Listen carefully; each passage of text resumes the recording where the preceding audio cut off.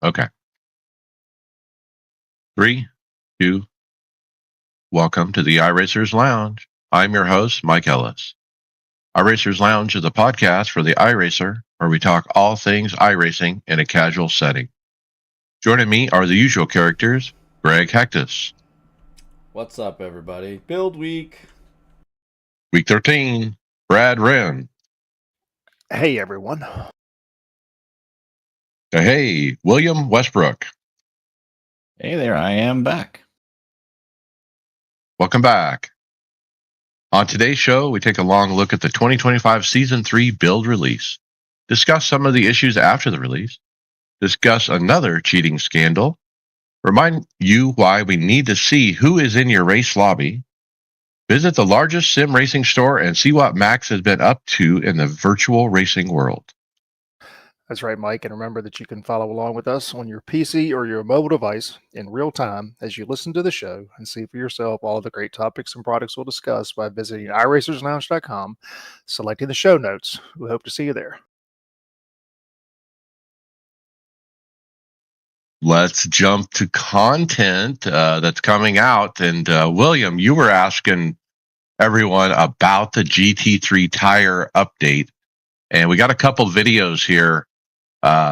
Baldwin and Random Call Sign. It sounds like it's good news, right? Yeah, it's fantastic. If you haven't tried it, go and try it.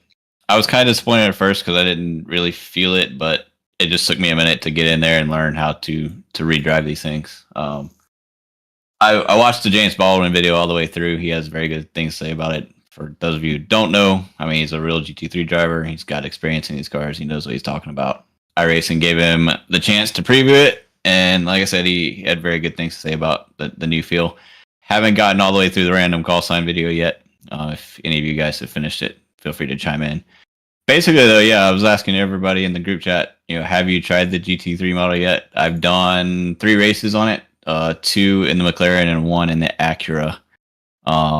It takes a minute to get used to. It's definitely your first 2 laps. You got to baby the car, complete understeer in the McLaren. If you try to push it at all, you're going to be in the grass on the outside. But once it heats up and settles in, it's a lot more responsive. You can tell what the car's doing. It's a bit faster, not too much. I think on average we're seeing lap times half a second to a second quicker on some of the tracks that we've been running. So, Random Call Sign, the title of his video, iRacing has finally fixed the GT3. So I guess that tells you what he thinks. But I ran the Ferrari at Spa and came from dead last and marched up to like midfield, and I had a blast. And it was just like you said, ice the first lap and a half or so. And then after that, though, I really got into a rhythm. Yeah, I have not done any racing. I've turned quite a few laps just trying to get a feel for it. But yeah, the understeer is pretty heavy. I don't think it really matters which car it is. I've turned some laps in the Ferrari and the Mustang, and it's about the same. Can actually break loose pretty easy if you get on the throttle a little bit too hard. I typically do a lot of my testing at Silverstone. I don't know why, but I just do. I think it has a good mix of corners. But yeah, William, to add on to what you said, as soon as you get about 2 or 3 laps in there, the tires they do start to feel like they come up, and I don't know, they just feel a lot more connected. I've read stuff, people saying, oh, now it's just too easy to drive, and I don't think that's the case. I mean, these cars, 1, produce downforce, 2, they have grippy tires. They're designed to be, attached to the road. So I think it's a big improvement. I'm curious to see how it's going to be on, on the endurance side, and what we're going to see there. But yeah, definitely an improvement from my standpoint, and from everything I've read and seen, seems to be pretty happy. See, is this like, I haven't had a chance to run this car yet and test it out, but does it feel like the thing that I've always fought in iRacing, and it is, does the car feel like it's in the track? We always feel like we're on top of the track with a lot of these the tire models. Does it actually feel like you're finally getting in the track with the tire? To me, it does, especially through Apex and on exit. On entry, it's better, but I wouldn't say it's all that much different, at least to me. But definitely through Apex and on exit. And my first two races, I actually broke the McLaren loose. I spun myself in turn one on my first two races because I'm just not used to it. Like some GT3s are snap happy, especially early. The McLaren didn't used to be one of those, and so it took me quite a second to actually get used to it and get some better throttle control there. Yeah, I mean, one of the things that Random Call Sign talks about in his video, he kind of lays out the issues with the previous tire model and then compares it to this one. And he talks about there's certain spots where the compression of the car with dips. And one of the things they worked on, I believe, is the sidewall on the new model, and the stiffness of that. So I think he's talking like when you come out of tower at Sebring, there's a dip right as you come out of Apex. There's a dip, and with the new tire model, it was just much easier to control coming out of that as opposed to previously. It just seemed like the car would get jacked up when you'd hit that dip. So then I'm curious to try it like at turn one at Daytona Road. To me, that's like one of the hardest corners to get right, just because you seem to lose the front end. I don't know why, but I'm curious to see if that will help there as well. Well, let's move on. There's a lot of stuff to talk about. Let's move on to a video that we got, Greg, from the NASCAR Tracks refresh.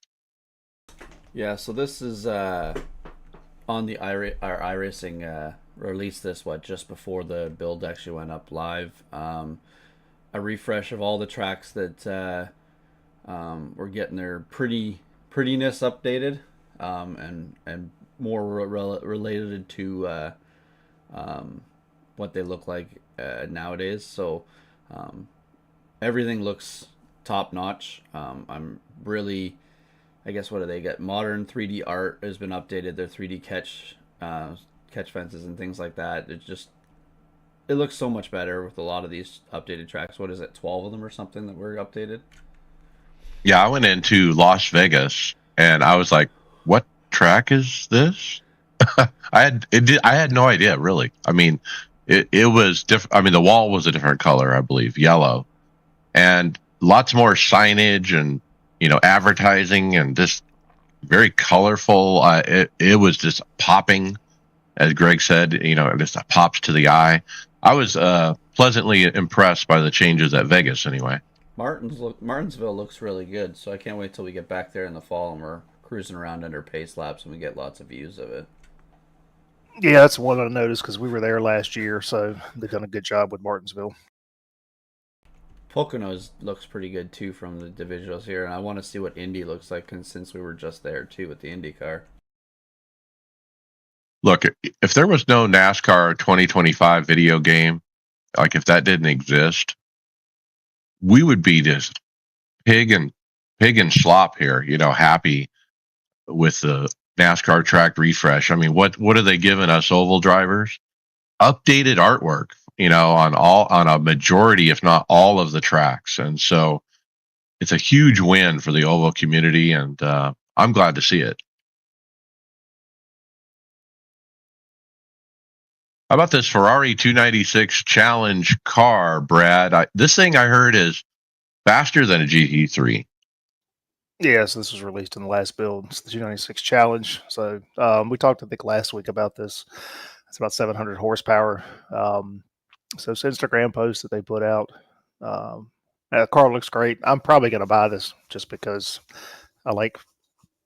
I've been wanting to maybe try to find just somewhat of a spec series just to do some oddball races in, and the thing sounds good. It looks good, and most of the reviews I've seen have been very good about it. There hasn't been a video or anything on this car yet, has there? No, I haven't seen it. The Ferrari Challenge is a very popular series, or has up to this point, and my understanding is that series will now feature this car. So, yeah, that could drive participation. I might join you, Brad, in that series. I might as well. I don't know. We'll see. Yeah, so nobody's driven it yet? Nah, I haven't grabbed it yet. Yeah, I was going to last night and then decided not to. I was going to wait just a minute because I wasn't sure how much I was actually going to drive it. But we did a hosted race with GT3s and this Ferrari Challenge car at Mosport. And it's everything you would think it is. This car flies down the straight, but then it just does not want to turn. You're limited on your downforce when you're compared to a GT3. So you'd be the GT3s would be right on them, going all the way down into the hairpin, and then this car would just pull 2 seconds on them, going down the back straight, and then going through all the technical bits. The GT3 would be right back on the rear, and you'd repeat over and over again. So they said it was fun. The guys that did race it, gonna be interesting it going into a D class series. So we'll see. So is it basically a little bit of ground effects body work that they've probably put on this, and that's keeping it down in the ground, like, you know, to make some of the turning on it, but it's not a full-fledged GT type setup? Yeah, I mean it's a completely different car. I mean it's 296, but yeah, you don't have all of the winglets and all of that stuff, and it's got a lot more horsepower, but it's a so this is what runs in the the Ferrari Challenge series. There's a Lamborghini has a similar series. McLaren now has one as well. So you've got these spec series that are very similar cars to GT3s, but they're not a full GT3 car. And intention being, as guys are working their way up, they're coming through some of these feeder series before moving up into a full-fledged GT3 series. Do you think they ever use this car to create like a pro series like they do with the Porsche? Well, I don't know. I could get Ferrari to back it. I mean, I think that would be interesting too. I mean, that's the whole, like the Porsche Carrera Cup. That's another one of those spec cars that is used around the world. All right, I got this one. Fast Pasta, or otherwise known as Anthony Alfredo, who Xfinity driver. He gives his thoughts on the new build. He actually got early access, and he put up a live stream. Gen 4 might be my new favorite car on the sim. Now, I think I might agree with him. I bought the Gen 4, guys, and I've been saying to anyone who asks, it's soothing to the soul to have that 900 horsepower under your throttle. I had to turn down my surround sound with the RPM as high as it was going down the straightaway at Michigan. The higher pitch 9,000 RPM. It was awesome. He said next gen draft and dirty air is way more realistic. Tires also handle more accurately, in my opinion. Now, I'm going to digress here for a moment because I ran today at Daytona Road NIS, and I did finish the race. And I did like we always do. I didn't take tires. And at 10 to go, I'm starting to get the crew chief telling me, your tires are gone. Your tires are gone. I got 3 different warnings.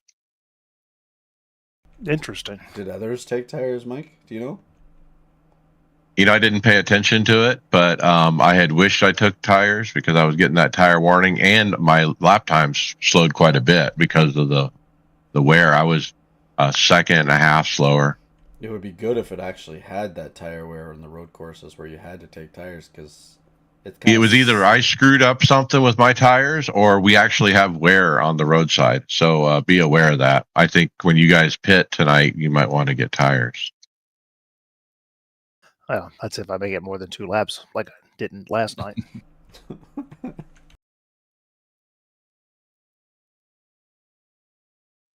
All right.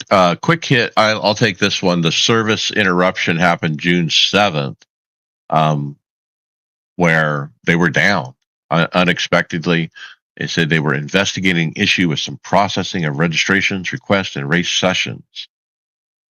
And service went back up shortly after. He says, we're investigating an issue where the database saw extreme high I/O load that caused 2 specific queries to flip-flop between query plans, which worsened the load further. And as usual, everybody loses their mind. I was just going to say, I was just staring off in the distance while Mike was reading that, not understanding a word he was saying. At least he's telling us the truth, even though you don't understand it.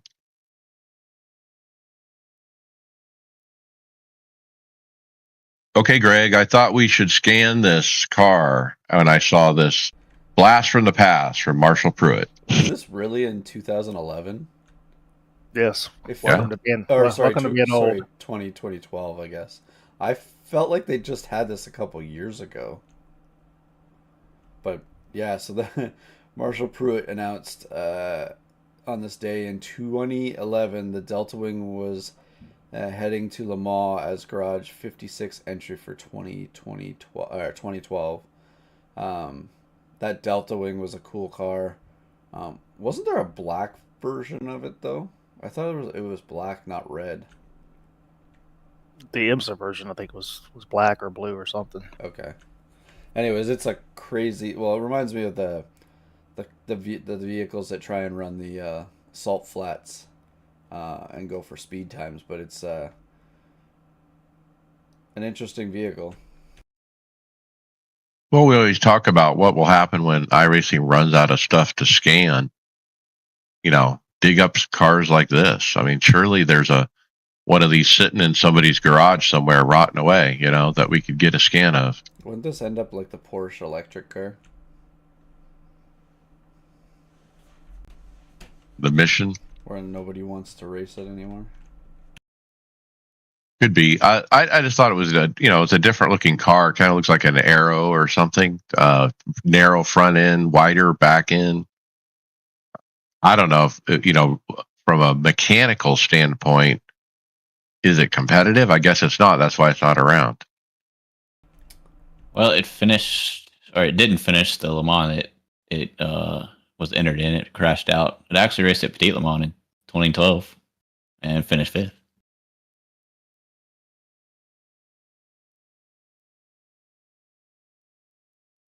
So then, if you scroll down, Greg, there's the other one that George Big Duke from TikTok put up. That hey, iRacing, can we scan this? And he shows off these little power boats running around in a water track of some kind. As I was watching this video, because I remember showing this video to you guys too, all I can think of is Mike learning the Nürburgring, trying to learn this track with a boat. The way that they try and get around it. Because it's such you obviously got to rememorize the sequence to go through all that stuff, but it's it'd be interesting to try boat racing with this stuff. So you think they could put a river line in there for him? Ooh.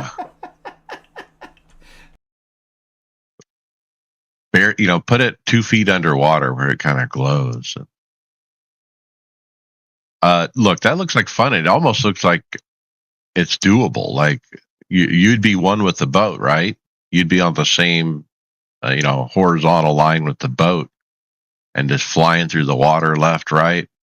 And then you, with the force feedback in the wheel, you would just put a lot of vibration in there. Like it feels like it's a power boat. It feels like you're vacuum cleaner at 100% when you throttle up. I was just gonna say the quick turn movements are like how fast it darts to another direction is like crazy on it too. Like trying to get this accurate would be very tough. I don't know if we can get water physics to work, but it looks like there's another vehicle that's gonna get some water physics here, Mike. Well, if you start talking about water physics, I mean, what are we on? Getting ready to be version 10 of the tires? What are we, like version 10 of water? Okay, Greg, you said it. We have an IndyCar in the rain at Portland video on X this week showcasing the IndyCar has wet tires and rain capability. Look, I asked you guys in the chat, wait, how come I don't see any water inside the cockpit? This is an open cockpit, right? It's Brad described it the best in the thing, but I don't. If you're going at a certain speed, the water will go over top of the vehicle. The only thing I don't like is the way I think the windshield on this doesn't move water enough as it's moving away. But other than that, you won't get wet unless you're sitting still and with these cars with the aerodynamics. Well, you're right. Like if you look at the left or the right side of the window, it has drops on it that are stationary, that are not moving, but then it has drops that are moving with the wind, away, towards the back of the car. Like, I don't think they're moving fast enough away. Like, they're not going with the physics of the car, like being pulled away on the vehicle.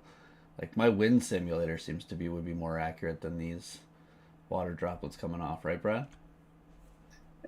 Yeah, probably. But no, I mean, you bring up a good point. I mean, if the weather and the rain and the spray and all that stuff is physics dependent, you would think that as the car slows down, the droplets would slow down, or as the car speeds up, as they're coming up the glass, they would move quicker. But I mean, it's still got some work to do. But I agree, it is kind of odd to see We have just this problem in droplets. all the cars, though. Yeah, just droplets just sitting on the. And I guess it's probably more pronounced in this because you don't have wipers. I don't think about it in a GT3 car because I've got a wiper going, and I'm not looking at the the other sides. But it was a problem, if I remember correctly, at nighttime in the GTP cars, because it was only wiping away where the wiper was. The rest of the stuff around the windshield was staying.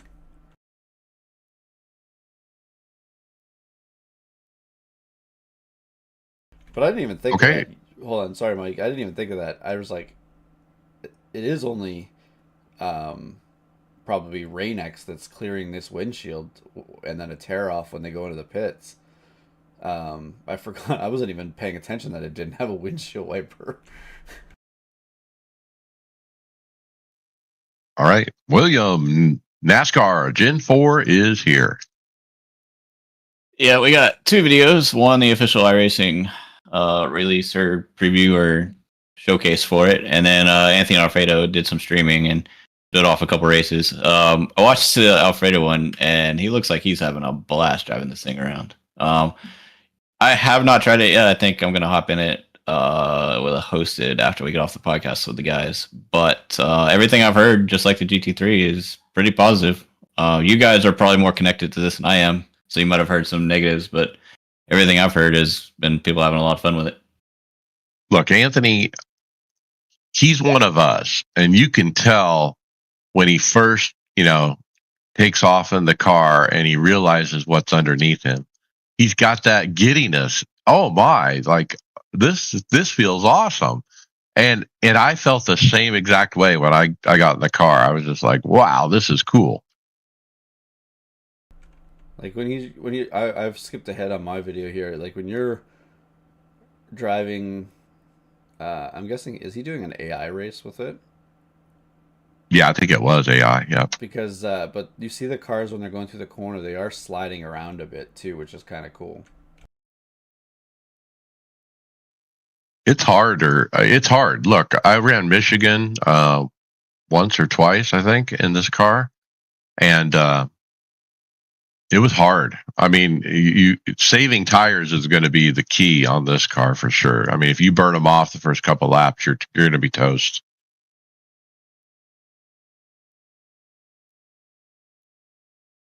Is my goal going forward, guys? This is going to be my primary car. With my new work schedule, I'm really only running the NIS Open once a week and the NIS Fixed once a week. So where am I going to race otherwise? I'm going to be in the Gen 4. Like I said last week, I hope that participation stays up because I have a bad feeling it will not. It's hard to say. We'll see. If NASCAR pulls the trigger on their horsepower idea, it's easy for iRacing to change that, I would presume, and we would have it in short order. Did anybody catch speaking of the horsepower part, did anybody catch the Honda segment? There's them talking about Honda, and they're not able to build a V8 engine for it, so they would have an alternate engine, and that's why NASCAR hasn't decided what they're going to do with the engines. So it sounds like if they are going to do something with the engines, it'll be like IMSA, where they use different types of ways of or different motor configurations, and then they would just do the balance of power with them. Yeah, it's with the torque sensors. I'm sure it's coming.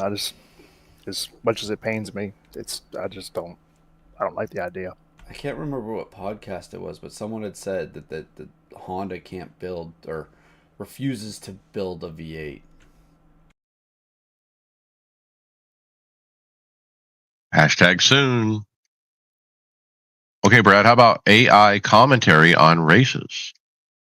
Yeah, we got a forum post here from Ben Gerard saying new live AI racing commentary by New 11 V3 could be amazing in iRacing. So discussing about the option to, or I guess could AI in real time comment on a feature. So use telemetry, to get the name, status, accents, and all that stuff. Is something like that possible? So I am not the AI expert. Skimming through here, it seems like some people think you could, some people think you couldn't. I mean, there's again, AI right now, it's my understanding it depends on what you feed in. And I don't know if we're at the point where it's going to be able just to pull perhaps information like that in this scenario. Boom, boom, boom. This is the end of the broadcaster, right? You can just set up your own I can imagine iRacing in 5 years from now. You literally have a button on your stream deck. Okay, we're going live, and you push a button, and you have like a TV type style with AI announcing that you're streaming out or something like that. I think long term it's possible, sure. I mean, part of the experience, whether you're watching a real race or even if you're watching a broadcast of an iRacing race, is there's the uniqueness of the commentary. What do we complain about the most when we watch NASCAR?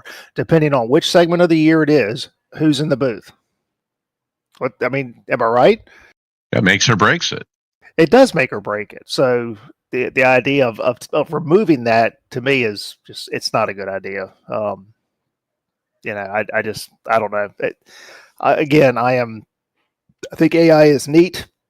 I can see where it has its uses. I don't know. It's just, I think we're getting, I don't know. I feel like we're getting super ahead of ourselves and some people I think are just getting way too optimistic or dependent on what they think it can do.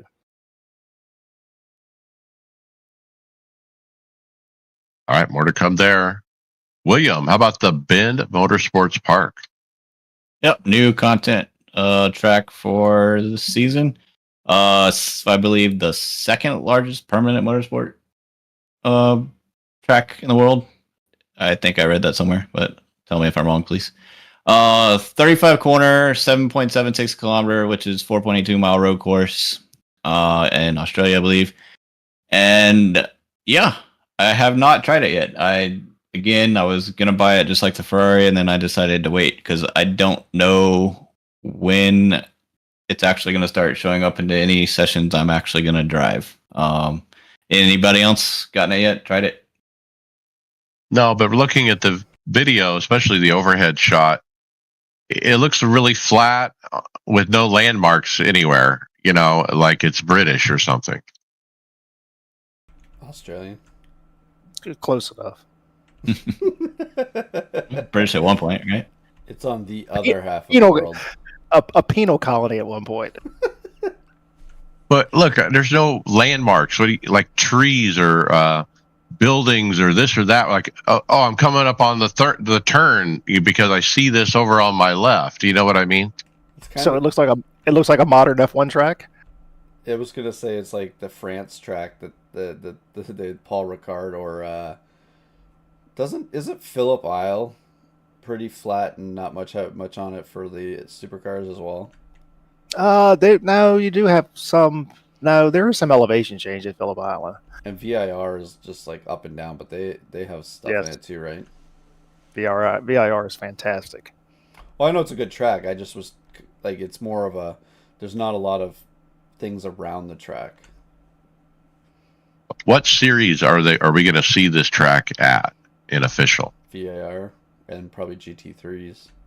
Sorry, not VR. Sorry, supercar and GT3s. Yeah, supercars. I have a feeling that's going to be. I think they're just they got a bunch. The problem with the Australia Supercar Series is a lot of their stuff is street courses, and they just don't have a lot of tracks built up. They're using GT3s and IMSA tracks to race on to cover the rest of their schedule.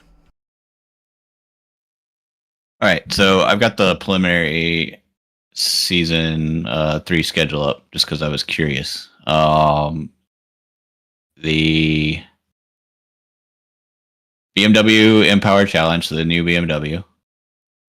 Yeah, that would be a given. The Say that, Ferrari 296 Challenge. GT4 Falcon Tire. Porsche Mission R, the electric one. PCC. Can't forget the Porsche missions. PCC, normal and endurance. Shows up in Rainmaster, Advanced Mazda, and IMSA. It's the week 1 of the IMSA sports car endurance, so the GT4s and the LMP3s. And the LMP3 Spec Series. So typical iRacing fashion. They're going to take a new track. They're going to throw it into mini series so people have to buy it. And then about 2 seasons from now, it'll never get run again. Is not in the GT3s or IMSA. And I think I heard somebody say that they didn't think it would be a good high-speed sports car track. I have no idea what they were basing that on at all. But that's just a couple things I've heard.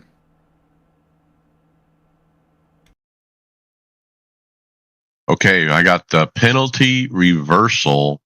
Last week we talked about Blake McCandless being parked because he intentionally brought a caution, or at least that's what the iRacing stewards thought. Now, I gave my opinion last week.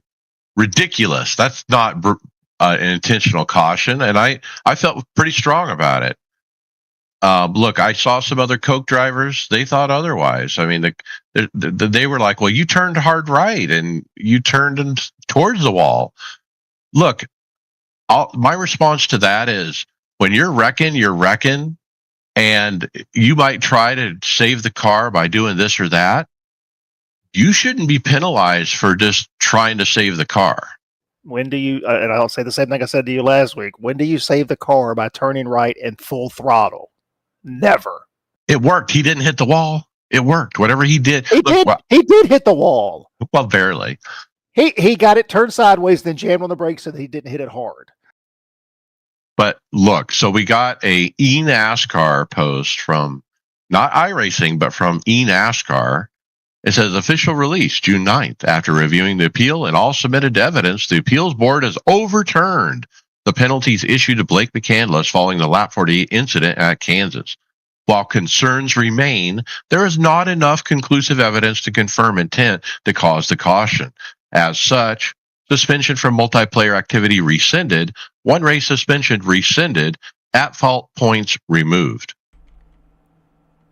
Now, that second sentence, while concerns remain, there is not enough conclusive evidence to confirm intent to cause the caution. That's BS. They should not have said that. Look, he either did it or he didn't do it. And now they're trying to say, well, we're not going to penalize him, but we're still suspicious that he did it. It seems like the first sentence is written by the appeals board, or whoever appealed it, and then the iRacing is the second sentence. It's the way it's kind of worded out. And I don't have an issue with that. There is obviously something that he did that they know he did, but the appeals, whoever the appeals panel, didn't see it that way. Again, I don't have an issue with that. It's no different than NASCAR penalizing somebody, rescinding some of it, or rescinding it and saying, "Don't do this again." Well, that's what it's like. Usually NASCAR, if they lose the appeal process, they write something in the book so they don't lose it again. So the reaction in our group chat, at least 3 or 4 people were like, iRacing looks like clowns because of their saying that. And I think they do. Look, if you're going to overturn the penalty. Just overturn the penalty and don't give us your opinion about it.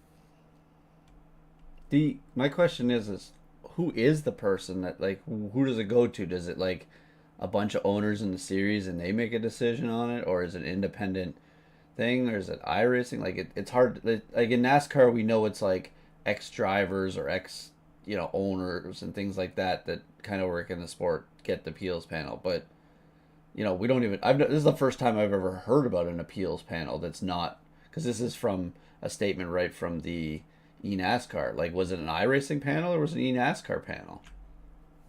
Well, Blake, I was going to say, Blake indicated last week that Junior Motorsports, his team, was involved. Well, they're going to file an appeal for him.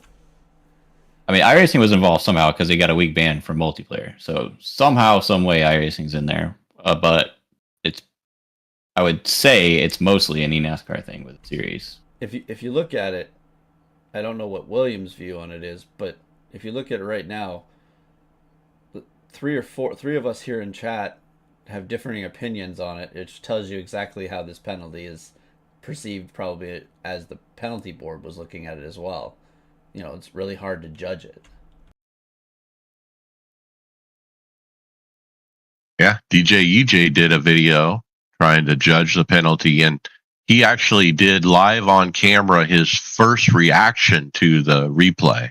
Like, he hadn't watched it yet, and so he recorded himself watching it the first time. And he kind of walked away with a question. Like, he wasn't really. He thought he said going into it, I was sure I would be able to call this one way or the other. But he walked away from it, I think, with a question in his mind. He wasn't quite sure. Yeah, because as he watched it, he's like, "Whoa, wait, why is he full throttle and turning right?"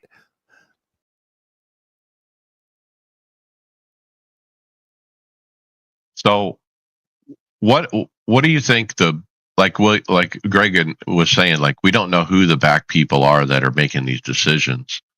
I imagine you got like Tyler Hudson or somebody like that making the initial call, for iRacing. Is the rule book published anywhere? It probably is, but I don't know if it has that kind of detail. I would assume it would have an appeal process in it. Yeah. Now, good point. Is it because it's sanctioned by NASCAR? Did NASCAR come up with the book too? Oh, maybe. Geez. I will never see it then. Well, come on, NASCAR has an open book policy, don't they? I guess what I'm asking is the rescinding of the penalty, was part of that the public backlash about it, or the perceived, the way it looked? Because it didn't. The look wasn't good. I would hope not. I think the other thing that sucks, right? They haven't taken care of some of these things over the years too, right? So when they finally go and do the one, it's not the clear cut, one that you think that they should be going after. It's not the penalty that I would think that the iRacing would be going after with some of the crappy races that have gone on in the NASCAR series. Right. A lot of people have said that. Why this particular incident? There's a lot of others that may have been a more egregious. Tell us about something else a little more egregious, William, from Team Redline at the big event. Yep, so at the Nords 24-hour, Team Redline found an exploit and used it. So what they did was they gridded the car on wet tires, which have a slightly larger radius than your dry slicks, and no fuel, so they could pass tech inspection. They towed from the grid, swapped to slicks, and filled the car fuel, so it allowed them a lower ride height than they would have normally been allowed. Gets them 20 millimeters, which, I don't know, doesn't seem like that much to the normal person, but at that level, it's probably enough of an advantage to make a big difference. Shortly into the race, their stream went offline, and we get a post or a chat message from Nim Cross in the split linking the sporting code to cheating and nefarious tactics. Has there been anything official from iRacing on this besides Nim's post? Because I haven't seen it, even though we know they were disqualified. How far in were they disqualified? Do we know? It was less than a couple hours, I think. Yeah, it was in the right away. Yeah. Were they able to gain any time? Like, did it actually show that they were any faster because they did it? Like, I don't care. I don't care if they were faster. It's a blatant thing where you. What they need to do is, if you pass tech at the beginning, you should pass tech at the end. You shouldn't be able to make an adjustment. There's no post tech. But that's what Yeah, I'm that's the saying. problem in That's iRacing. that's what I bet you is going to happen now because of this. Is They're going to add it. they're going to add where you have to end the race within the parameters as well, because I remember back in the day you could drop the rear end in some of the cup cars and get it under, and it wouldn't pass at the end of the race. So like, because I always remember, like, you do all the adjustments and you'd have a legal car at the end of the race, and then you go into your next race or your practice, and And it won't pass. it won't pass because it had your old last race setup and you had to reload the setup again. So I think what they need to do is that, they took care of this the way it is, but what they need to do is, I don't know how easy it's going to be, but they need to have a post race where it has to meet the same regulations no matter what. Well, I think the easiest way, if you can't do that in a situation like this, I don't think wet tires should be available unless the track state has been declared wet.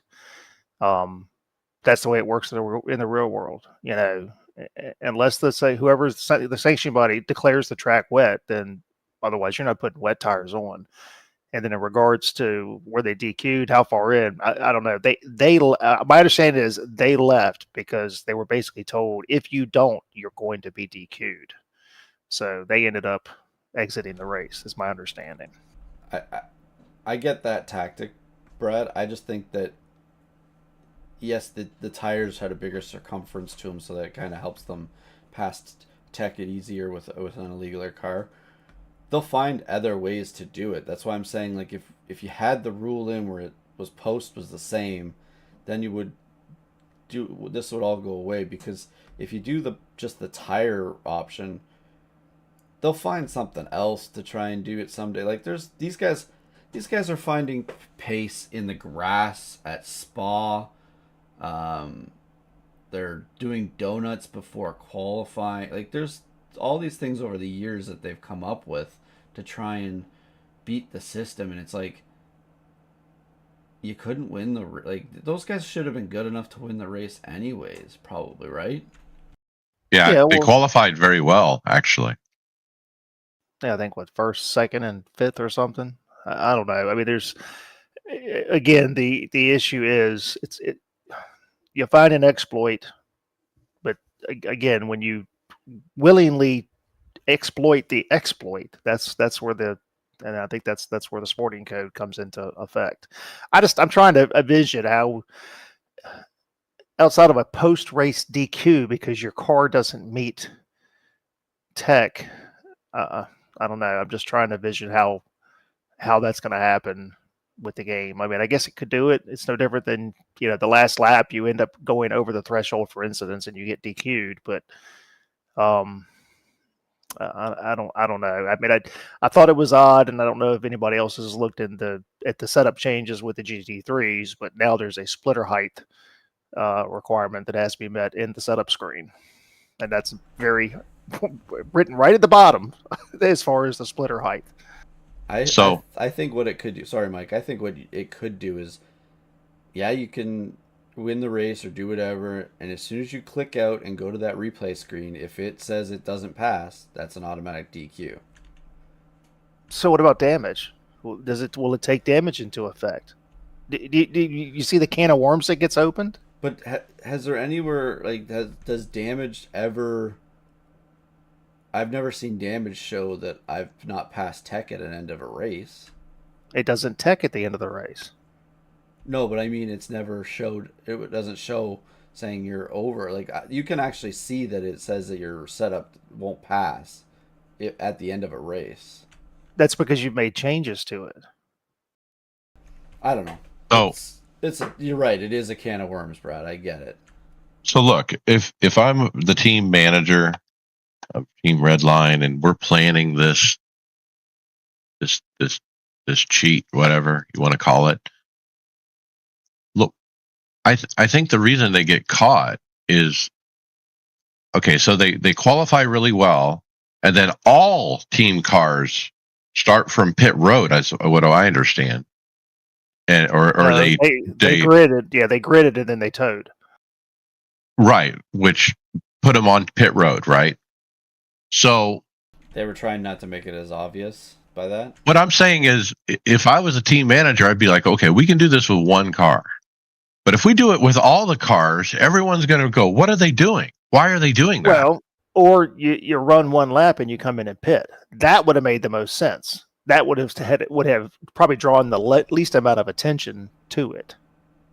That's what I'm saying is they draw so much attention to themselves by having 1, 2, 3 cars do it all the same way. Like you said, grid, and then they tow off a grid or whatever they do. Look, if they had only done it with one car, probably nobody would have noticed, and they would have got away with it. What is the tow time though, from starting of the race? It's a 24-hour race, though. I mean, and their times are going to be so much better that they're going to make up whatever they lost, Greg. Well, they obviously thought they would, otherwise they wouldn't have done it. Well, the other question is going around one lap on rain tires, how hot would those tires have gotten in dry conditions? Look, they probably tried it both ways. They're like, oh, it's faster if we just tow. Which team did the Alt F4 at Daytona? I can't remember. That was Williams, I think. It's been these two teams back and forth the last couple seasons. They've exploited things. So look, I'm happy that iRacing is on top of it. That Nim Cross is literally in split as race control and delivering the ban hammer like real time.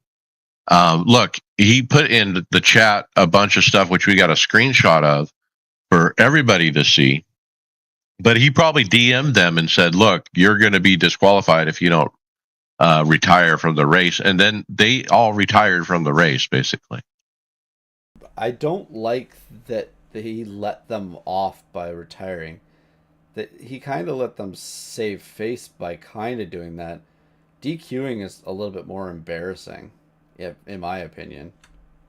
Well, I haven't gone and looked. Maybe they did, but look, they're not going to publicize what happened. We don't know if those people got a ban or what happened.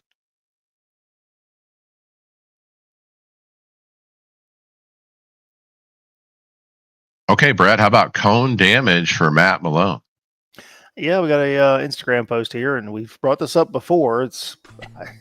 We've got a cone that gets he took off his wing. Looks like by the my God, the 4 race, dude, but, the comes out cone the back took his of wing the off. Porsche Look. and knocks the rear wing off. I didn't realize it. This is an orange cone. Does he stay off though? Yeah, Does it reappear? the Like, last one we Pops saw, I back think up, was but that's at hilarious. Sebring, where it came up and hit somebody. So hey, I didn't again, realize Who was that cone made did of? not think these were supposed to be causing Concrete damage, cone. but obviously I- they are. I'm assuming that actually had impact on the car. I don't know.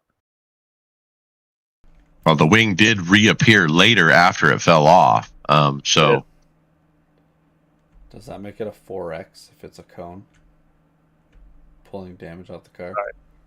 All right, so yeah, I guess it's actually, while it's visually knocking it off, it's not really knocking it off. I'm impressed with the damage model, though. That this object hits this object, so this object gets broken. It makes sense.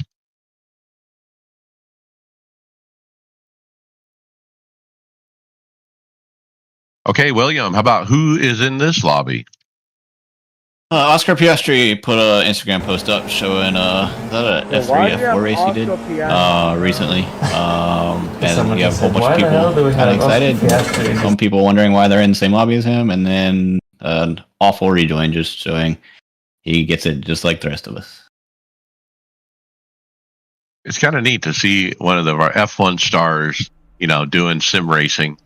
He's got a VRS wheel, you could tell, and pretty normal looking headset. I feel like it's just assembled. It feels like he just, with the boxes in the background and all that stuff, I feel like he just assembled it. Have we seen him on iRacing before? I don't know that I have. Now that you say that, maybe he is new to it. No, I'm pretty sure he's been on there a long time. Yeah, he's been for Okay. a while, but I think he's Maybe a new had a rig. hiatus for a while though, and just now maybe he's back. Got a nice little setup, widescreen, monitor. Looks like one of the pro rigs that doesn't have slots on the side like Brad likes.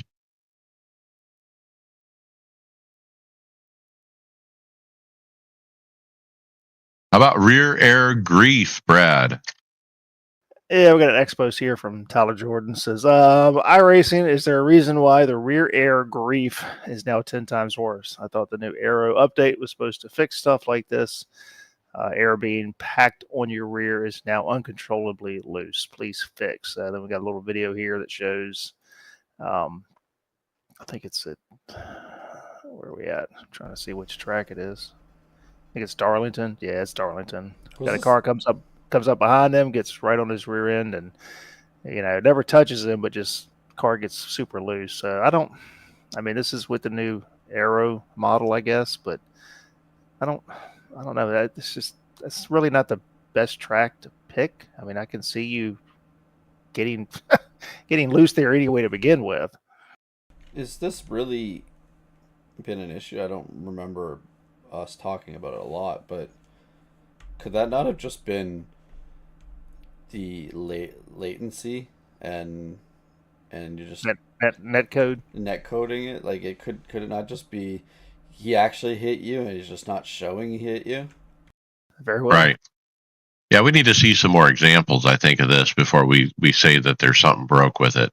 Like a different track, maybe like a Vegas or a Michigan or something like that.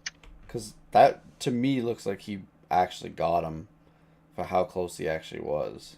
And especially with the way the netcode's been recently.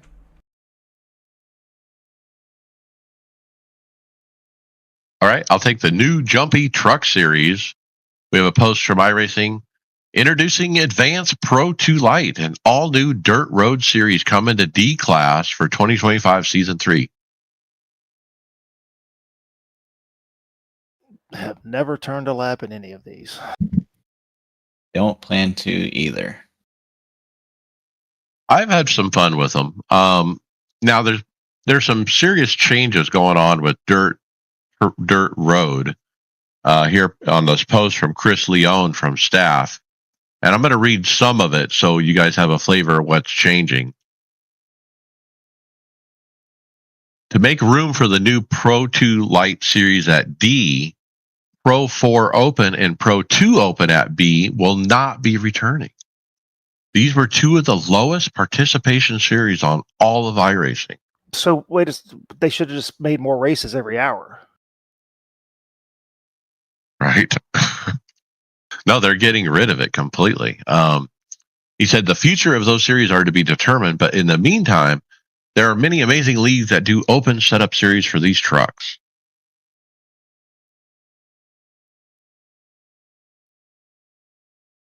And so, yeah, change is coming if you're into dirt trucks. And now, I think this actually affects my series challenge. I had put a start on every series of every car that I own, and there was one left, and I needed to get my dirt road up to a B license so I could participate. Well, as Brad pointed out, it didn't happen this week. It's going to happen on Monday coming up because they do it after week 13, the promotion to the next level. So next week, I was planning on running, guess what? Pro 2 Open at B, which now isn't returning anymore. And so that was the one series that I was waiting to run, and now they're telling me that it's going away. So I guess that means I've finished my little series challenge.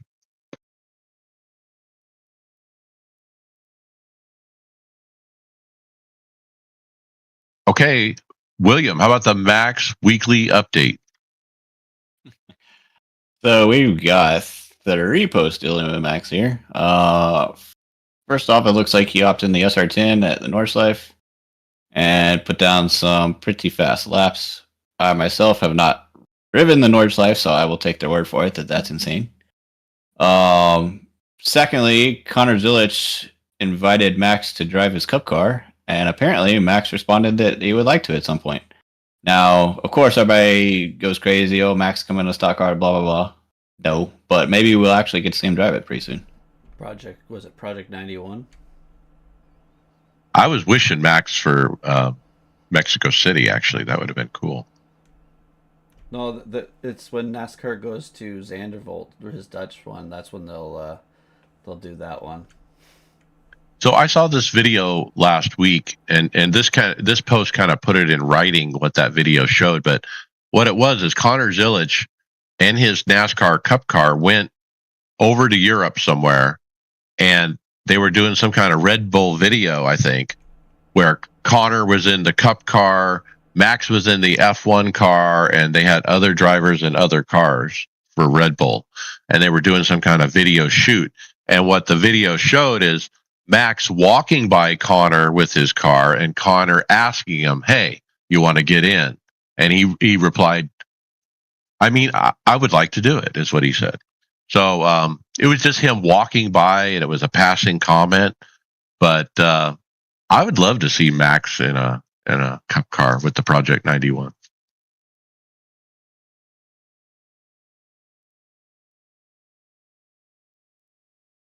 And then William, there was another drama with Max. Yeah, he was driving an open wheel car at Watkins, and somebody posted on their Twitter account that Max took him out. I don't know. Half the people seem to agree with Max, half the people seem to agree with the other guy. The funny thing is, the guy he took out was driving a Red Bull livery. So everybody at first thought that was Max. I don't know. The car inside, I don't think it was ever making the turn, but Max literally just turned in on him. So racing incident or whatever you want to think. It's not all the way alongside if you want to go by actual sporting car code. He's Didn't F1. He's not there. So, I try to think of the oval perspective of what this is, and here comes Garrett Maines. We're at Martinsville. Here comes Garrett Maines. He's coming up the inside, and it's almost like you better be aware that he's there because he's going to go in there, and you better leave him room, almost, kind of thing. And if you don't, you're almost stupid for not doing it. I feel like it's almost one of those things. Like, look, Verstappen's right behind you. You better watch out. Yeah, but the Verstappen's not the car that. Yeah, Verstappen's in the blue car. In the blue car, Mike. Ooh. So, if you look at it, Verstappen's pulling away on the straightaway, and the white car outbrakes himself. He's never going to make that corner. His direct, where he was going was Max side pod the whole time. Yeah, it's a late move by the white car. I mean, that's all there is to it. That he's not there. He's barely at his wheel when he go. I mean, yeah, he does not have the corner. Like, I think this stuff here is just all the stuff that just keeps piling.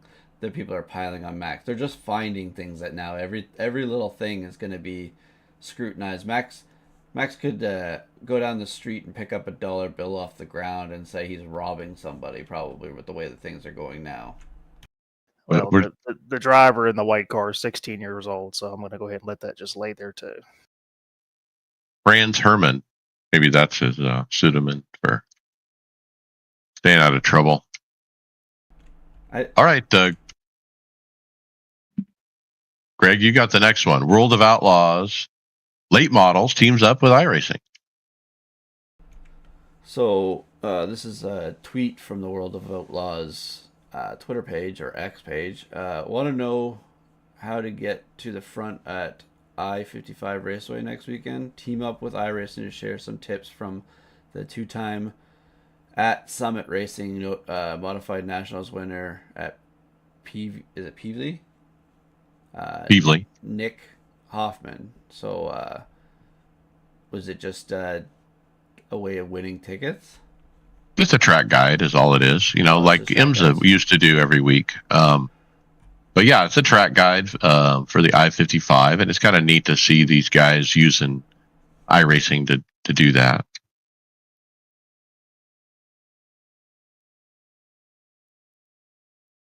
I'm not a huge dirt guy. I've never been my forte. It takes a lot for me to want to run dirt. I like doing it, but it's not been something I've ever gotten on into.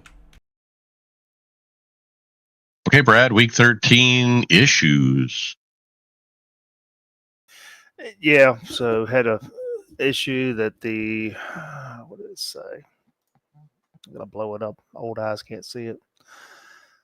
So this was a number of issues that were happening. I think the hotfix took care of this. So there were several series that were failing to launch their race sessions. They identified that, and then there was also an issue with the Charlotte 2018 oval, just was flat broken.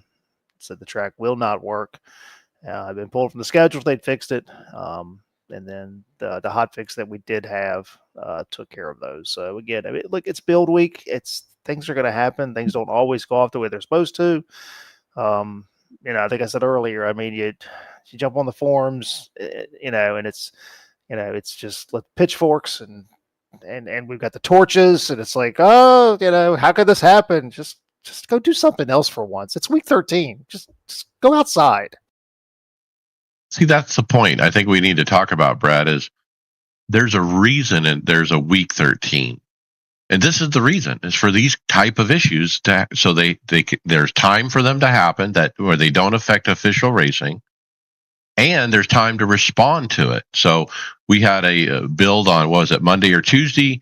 They did the first hot fix Wednesday, and then we have another hot fix tomorrow on Friday. So we have a patch tomorrow, not a hot fix. We actually have a patch. Patch, wow. So I mean, look, I can remember back in the day, Mike, and you probably do too. I mean, week 13, there was nothing official. I mean, you wouldn't have run NIS. Nothing ran on week 13.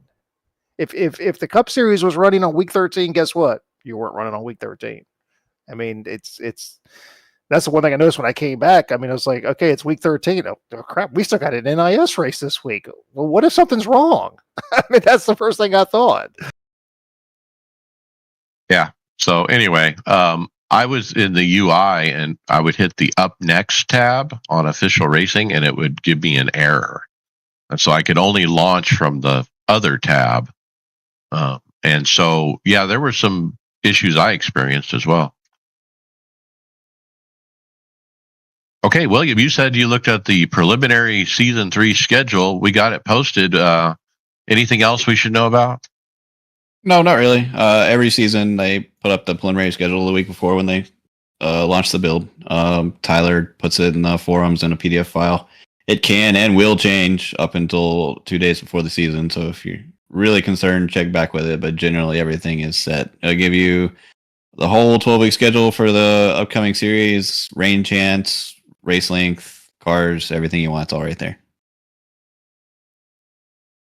Okay, Brad, we have the full release notes now. We've reviewed probably everything. I guess we should talk about what have we missed.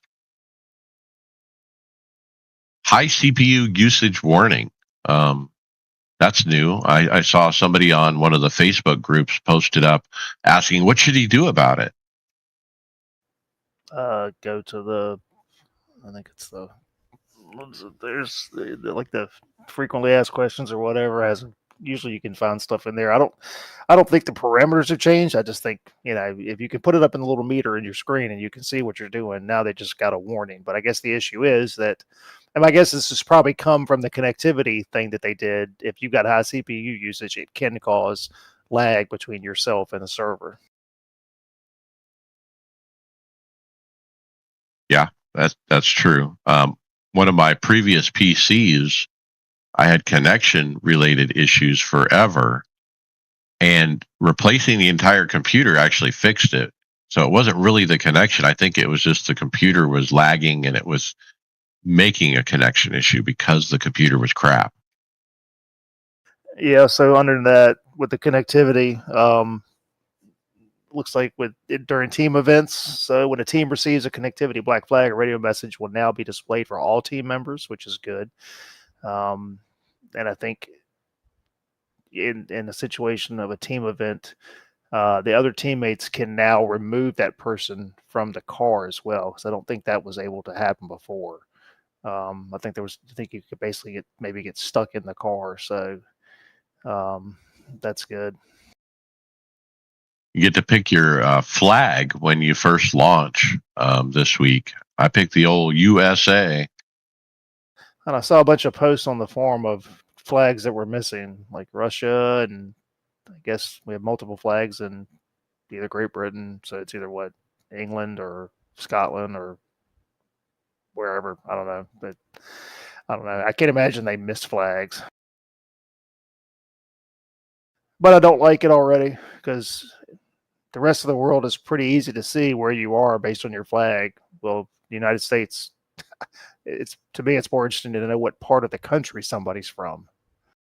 Club Ohio. It's not all about you Americans. You know that. It's not all about you Americans. Club West. I miss my Georgia club already.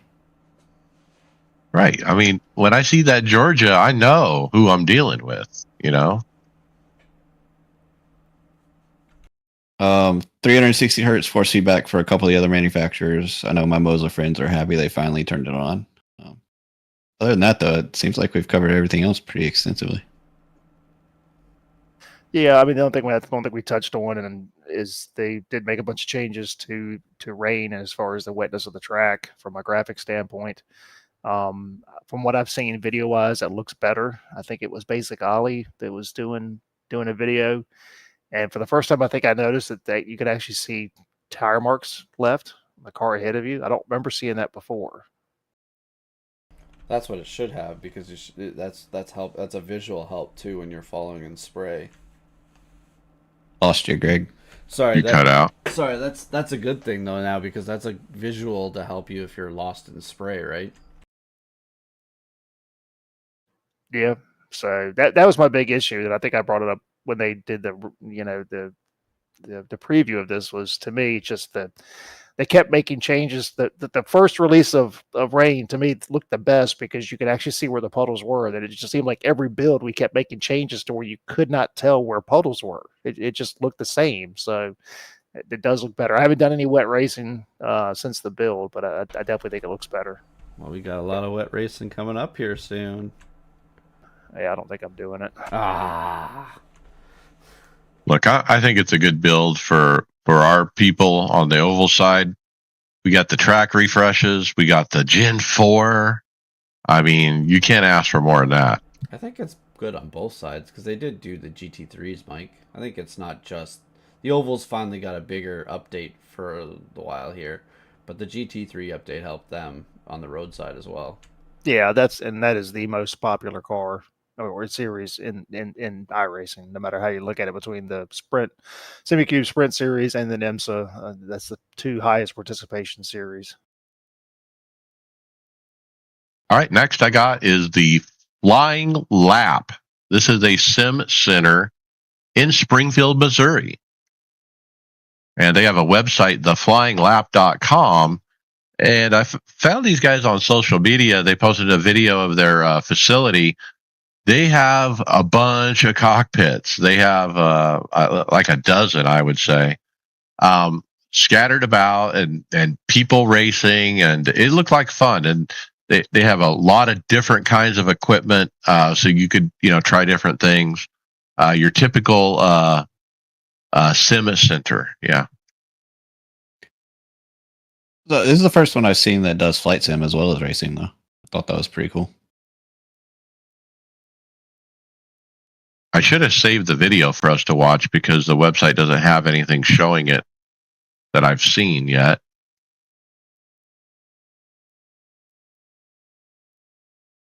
But pretty cool. It's always cool to see these things try to succeed anyway. Brad, how about Sim Gaming Expo? Yep. So we're getting closer and closer. Don't forget, you can get your tickets. Use discount code IRLP10. It'll save you 10%. And as usual, we seem to be having, just a round of announcements each week. So this week started out with Asher Racing will be there as an exhibitor. So known for their German-engineered high-performance steering wheel accessories. So it's a great opportunity to see some of those wheels. Also got special guest J-Bar VR joins the Sim Gaming Expo. So he's dedicated to experiencing VR's full potential. So don't know who he is, but absolutely bring him on.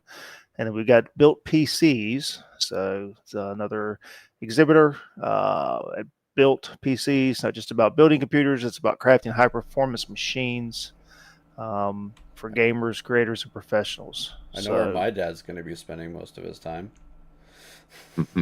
There's a bunch of these PC makers coming. Yeah, my dad's going to love this stuff.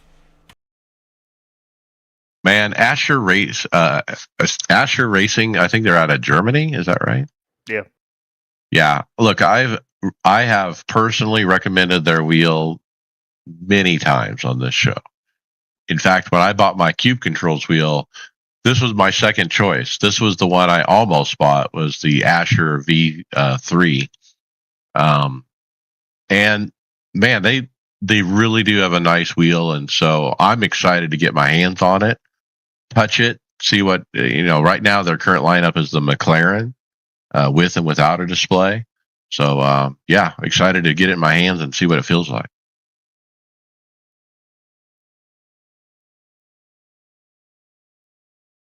All right, events. We have William, the Majors 24 still on the schedule. Yep, Zeus's or Poseidon's Revenge. Sorry, I think Brad. Maybe it was when I was not here. Somebody said that it's not going to be as bad as maybe we thought it was with all the rain, but after years of having no rain, they're going to make sure it's a wet one. I don't think I'm racing this, or did you guys? I think David and them are putting an entry into the prototype. David, me, Tom, and there's possibly one more that they're going to join us. A long night in the rain, in the dark. Remember, this is not a lit track. It's all about your headlights. Don't knock your nose off. Okay, Brad, I'll take iRacing Race for the Cure. iRacing and National Multiple Sclerosis Society are teaming up for the 5th consecutive year for this iRacing special event, August 13th. Race for the Cure. We're going to see iRacing's refreshed fleet of GT3 cars take on Lime Rock Park for 2 hours of solo or team racing action.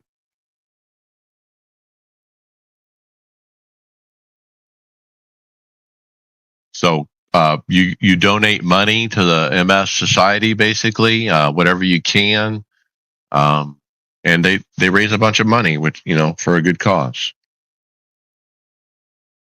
It'll be four different time slots,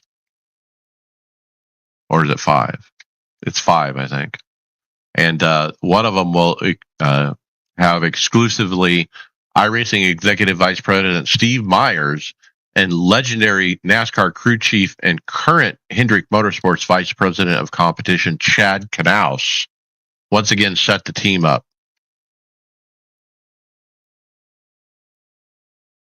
And then, Brad, this week in iRacing. Yeah, with Build Week, so it's not a whole lot of official stuff going on, but just to kind of give you a quick rundown of some of the stuff, the fun stuff for this week, got 13th week. iRacing GT3 Challenge, that's fixed. GT3 physics at the Bend. We've got the funny forecast. That's at the Nürburgring. Rain expected, of course.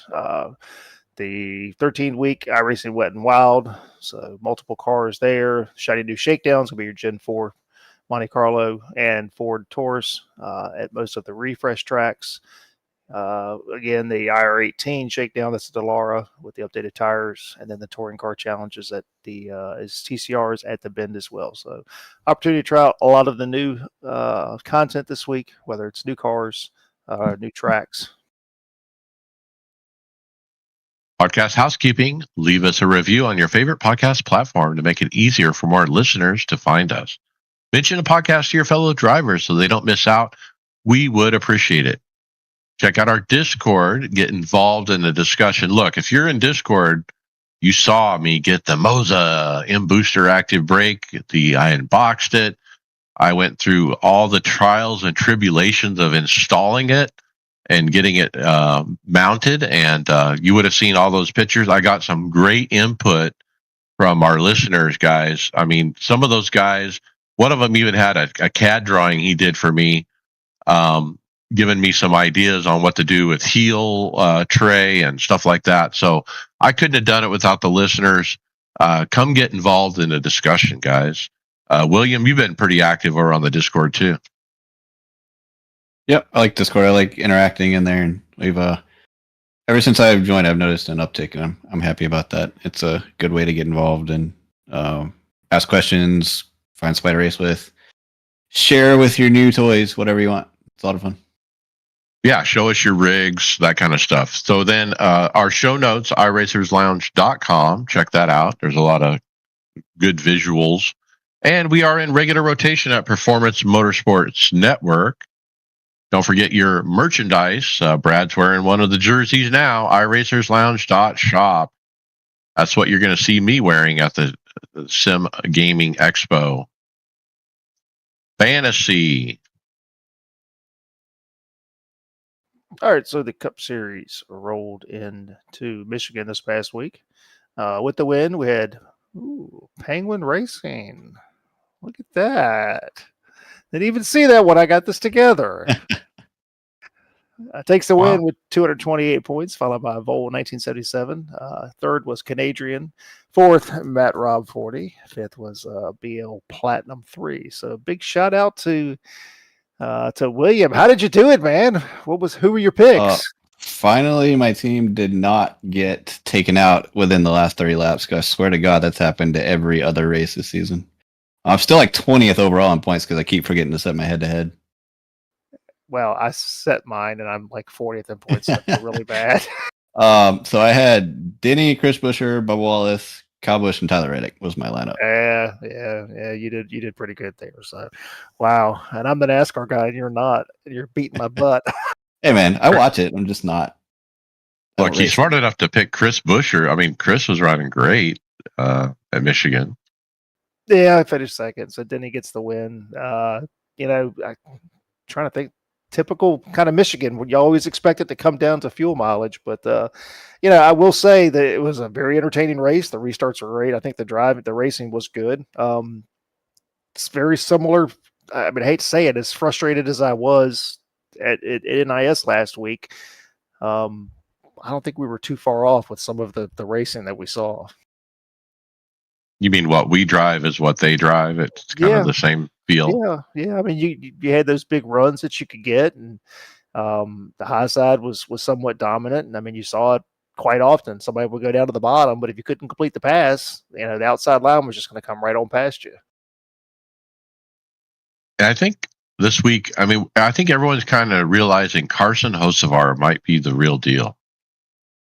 Oh, he's gonna win a race. Dude, his luck just needs to change. I don't. Did I put that screenshot up in our chat, or did I put it in the other Discord? But somebody listed every unfortunate thing he's had happen since the beginning of the year, and it's like a full 20 race list of things. Between losing tires, losing engines, bad pit stops, what have it. He just had horrible luck. All right, go ahead, Greg, because you're shaking your head. You create your own luck. Well, look, they were going to run out of gas. They gambled, and what do they got to lose? He's been fast. You might as well gamble. If a caution comes out, they're probably in a good spot. But, I listed it in the chat. I don't think he has... I think he's in the worst part of the season to try and get that win that he wants coming up here. He had his best shots recently. It's now... What do we got? Atlanta? Atlanta's probably his next best shot, unless he's got a great car at Pocono, but I don't know what his record's like at Pocono.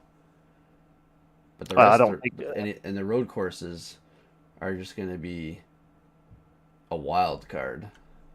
Yeah, I think he was top 10 at Coda. But look, Spire's bringing better cars to the track, at least for him, and McDowell almost every week. Now, Justin Haley is completely out to lunch. I don't know what's going on with the 7, but he is completely out to lunch. I liked how Junior described Justin's thing in his podcast this week. So looking at Mexico City, I'm like SVG. I mean, I'm thinking this is Chicago. The first race is Chicago. I would go with guys that have just pure road racing talent. So like AJ Allmendinger, SVG. Who else is going to be in that field? That's more of a road ringer. You got McDowell. McDowell, yeah.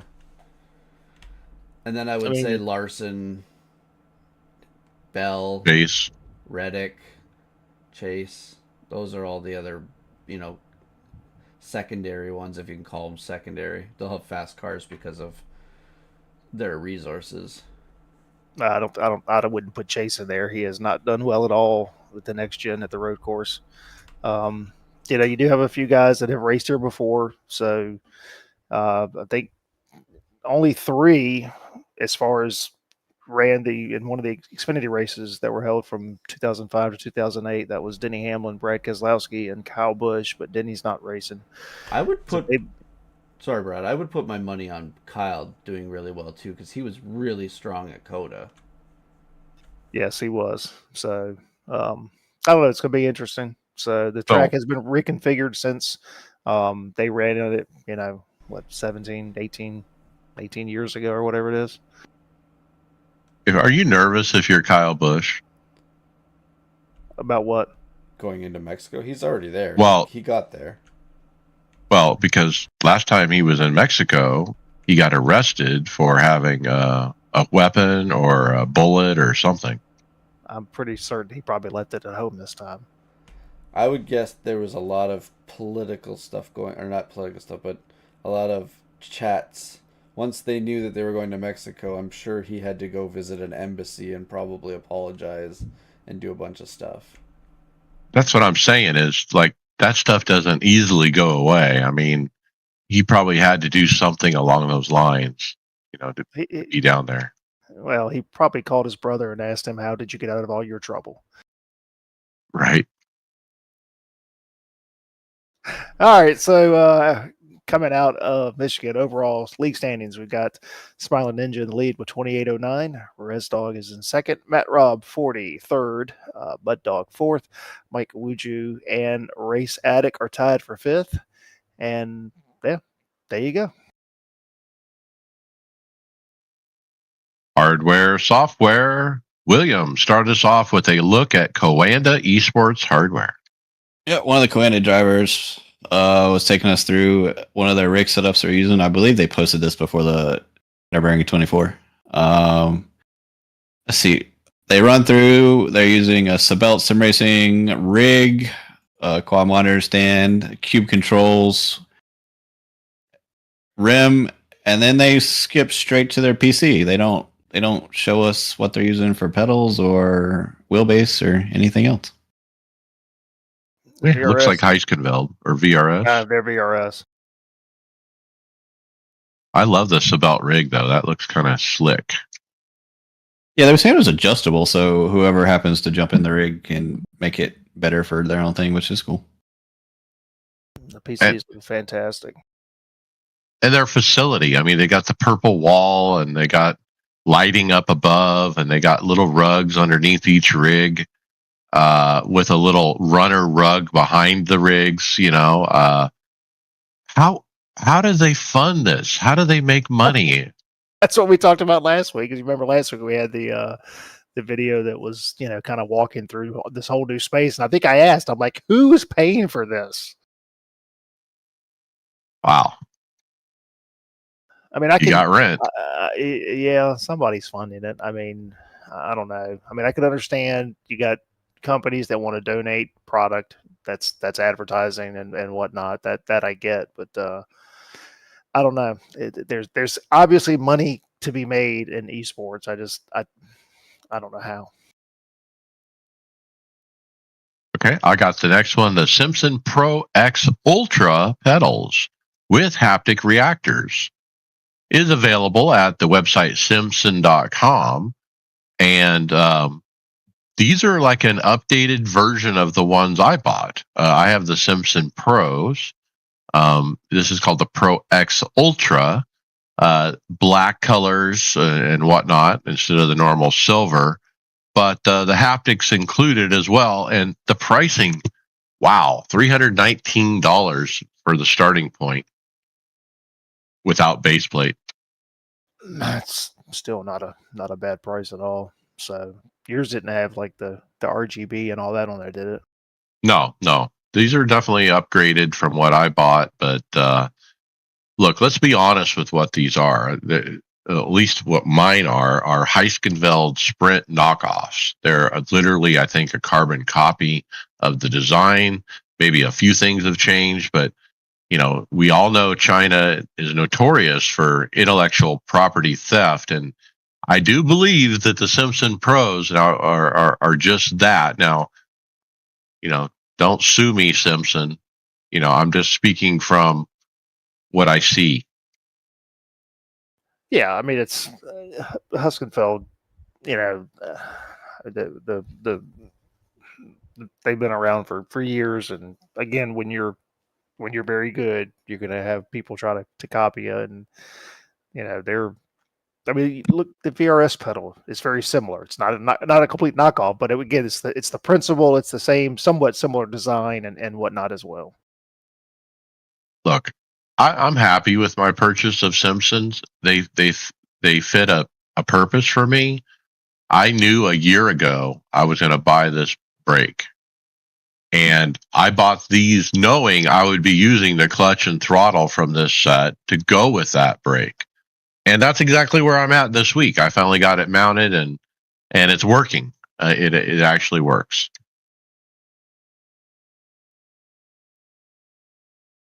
William, how about a visit to the largest sim racing store in North America? Yeah, so OC Racing, we've done a couple of videos recently. Visited Podium 1 and their headquarters, which is kind of like the owner has his garage of supercars and then his sim racing warehouse kind of combined there. It's really cool. Watch the video. I'm not going to be able to do it justice over a podcast, but watch the video. It's really cool. There's a lot of high end sim equipment.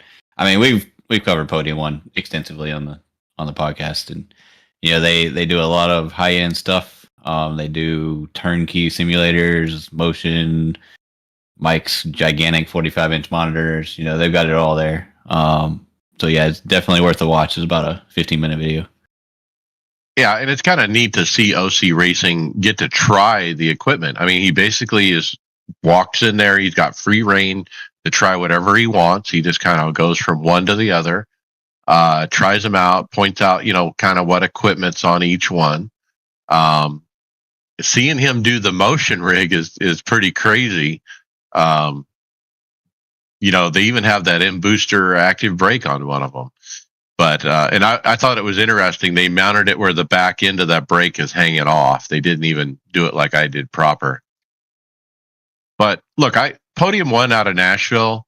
The guy's name is Chandler Welling, I think is his name. I follow him on Instagram, but he's a great guy and he has really built a business. I mean, can you think of a different outfit that does as much output that this guy does? I mean, he's got a dozen rigs in the process of being built.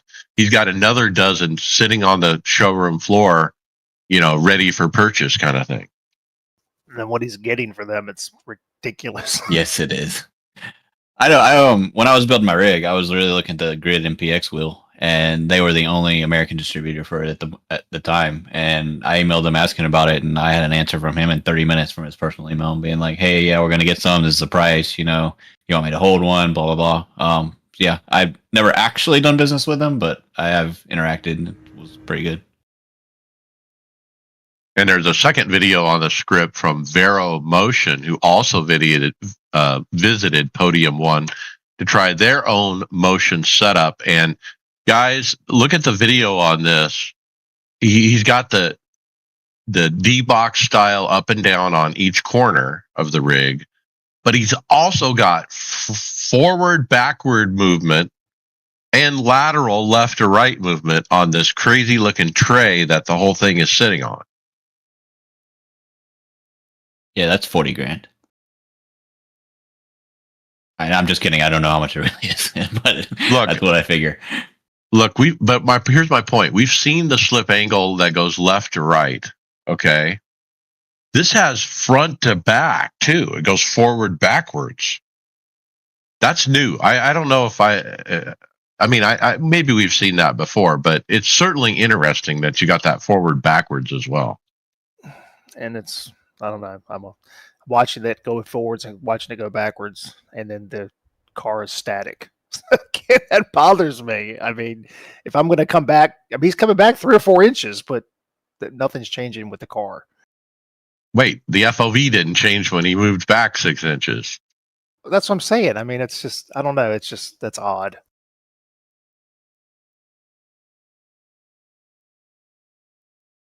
Okay, Brad, how about a Boosted Media with their better motion for less money? Yeah, so we got a video here from Boosted Media, and skip through this. It's long, as most of their stuff is, but does a good job discussing the. This is the Motion House Motion Gear Haptic 4, so it's 3 degrees. It's a 3 DOF motion system, but also has haptics as well. Comes in, I think the price was around $5,500 or so. So 5240. yeah, so on the it's expensive, but it's on the lower end spectrum of if you're looking at doing motion. So he does a great job with the video, walks through pretty much everything. I think it's got maybe 2.5, 3 inches of travel. And he even says at one point that you really don't need much more travel than that. I think he was happy at the end of the day with it from an expense standpoint and what you're getting. He did say the haptics was really good. I'm trying to think. Of course, he's always going to have a couple negative things to say, but look, this stuff is just, it's out of reach for most of us, to be honest with you. It's neat to watch, but it's not something I would probably ever be able to do. It's not on my radar, to be honest. I get people on my stream watching and they're amazed. Oh, you spent all this money? Oh, you should see some people. I don't even have motion. I'm just a static rig.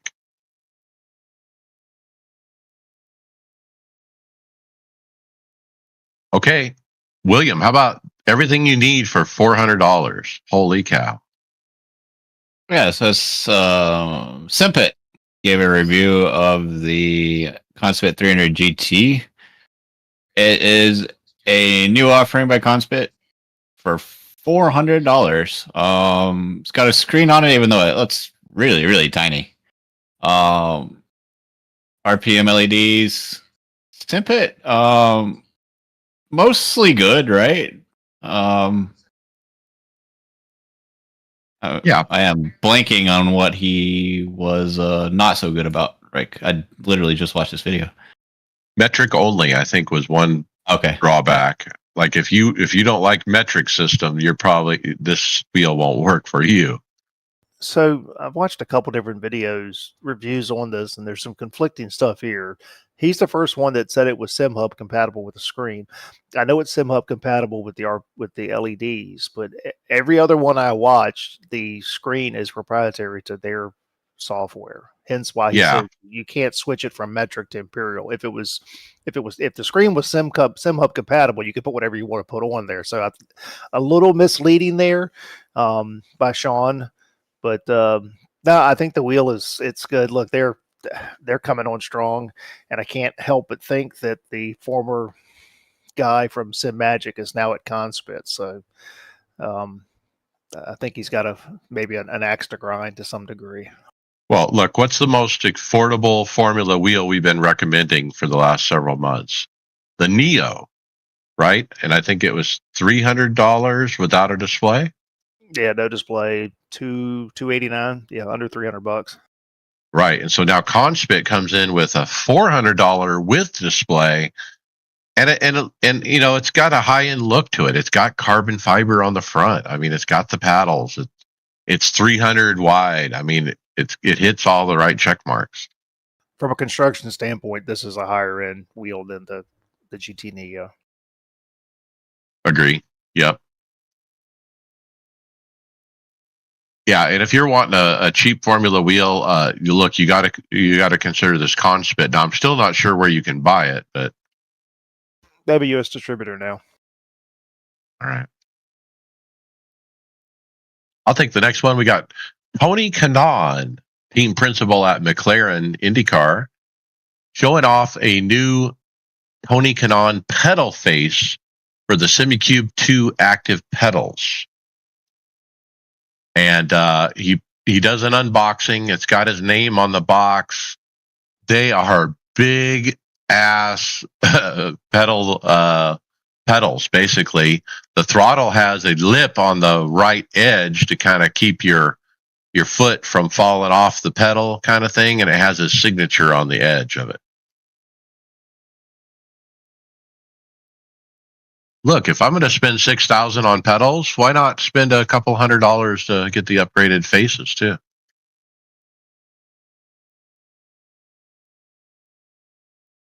Next one is yours, Mike. Yeah, look, Sarah Nochi, one of my favorites now on the sim hardware reviewing platforms on YouTube. She's one of my new favorites because she does a great job. And this video, she compares the SemiCube active pedal to the Moza M Booster active brake. A great video, a good comparison. I learned stuff about the Moza brake from her that I haven't heard anywhere else. One thing she said that she was in contact with Moza about was this Moza brake doesn't have an on-off button. Okay, it's always on, and it doesn't go into standby. But apparently, she asked about that. They're working on it. There's going to be a firmware update eventually where they will have a standby mode for this. She also indicated that the Moza M Booster active brake makes noise when you're not using it. Now, I didn't experience any noise with mine like she did, so I don't know exactly what that was about. What else was there?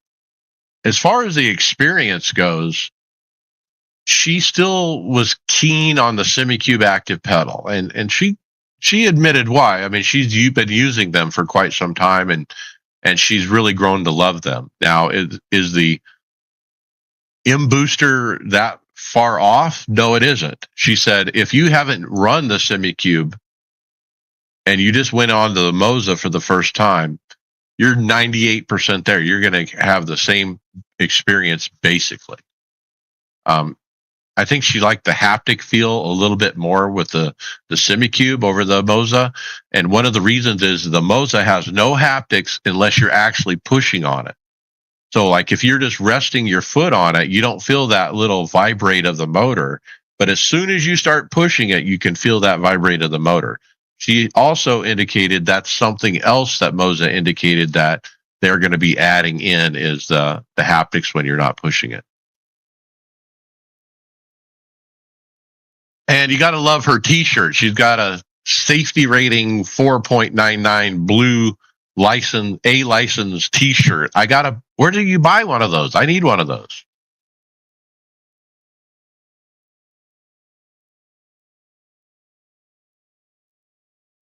Okay, Greg, how about the Jimmy Johnson spotter pack? So, is this a Twitter post? Yeah, so this is a Twitter post from dewarehouse.com. Just saying that there's a new version of the Jimmy Johnson spotter pack, version 7.70, now available.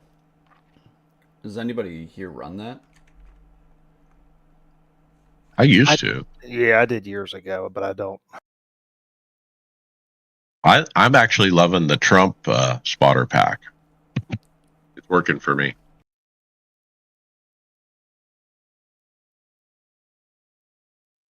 Brad, we got a new offering from Heiskenveld. Yeah, I saw this come across my feed this week. So now available add-on for SemiCube active pedal. So if you're looking for additional pedals to perform together with SemiCube active brake pedal, new addition. So you could actually buy, in the past you could buy, if you bought the 2 set of Ultimates, you got the brake and the gas, and you could add the clutch. Well, now you could actually request the throttle and the clutch if you want to pair them with the SemiCube, or if you've got a M booster from Moza, you can do the same thing. So, just offering that interesting way to go ahead and just make something else accessible, accessible for people that are buying, the SemiCube. Is what they're gearing it at. But if you just need a brake, just need a throttle and a clutch, there you go. How's the pricing though compared to the Simpson offering? Because they're basically the same thing. Well, they're not. No, they're not basically the same thing. Stop. Okay, I'll stop. But no, I mean, if you're buying like the Moza, like you said, the Moza brake, you got to have a throttle and a, to go with it. And I honestly don't think that the Moza CRP2s are the way to go. I would get these over that. I'll let you know here in a second.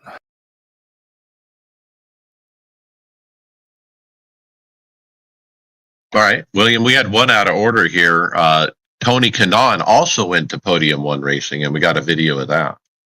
Yeah, this should be way up there, but it shows him trying that. And we covered this motion rig a few weeks ago, I think. It's the one with the, I think, 6 motion things under it, and it's got a lot of motion on it. He's like 3 feet in the air. Looks like he's driving the Indy car around Laguna Seca. Yep. And he commented on the post. He liked it. It's looks like a lot of fun, but looks like not something I really want to race more than once. Look, it looks like you said it'd be fun to try, but is this your daily driver? I mean, I don't know if I want to be thrown about like this in a 2-hour NIS race or whatever. No, I agree. It's be fun to do every now and then, but I don't think I want to do it all the time. So, all right. So, let's see, what do we got? $810 will get you the ultimates. That would be the throttle and the clutch, and worth every single penny. That's like more than double the Simpson. Yeah, I get it, because it's made with metal that's twice as thick as Simpson's. I mean, look, they're and it has bulletproof. R&D, right? Yeah, R&D costs, yeah, but Simpson doesn't have. Yes. There's no R&D when you're just copy pasting.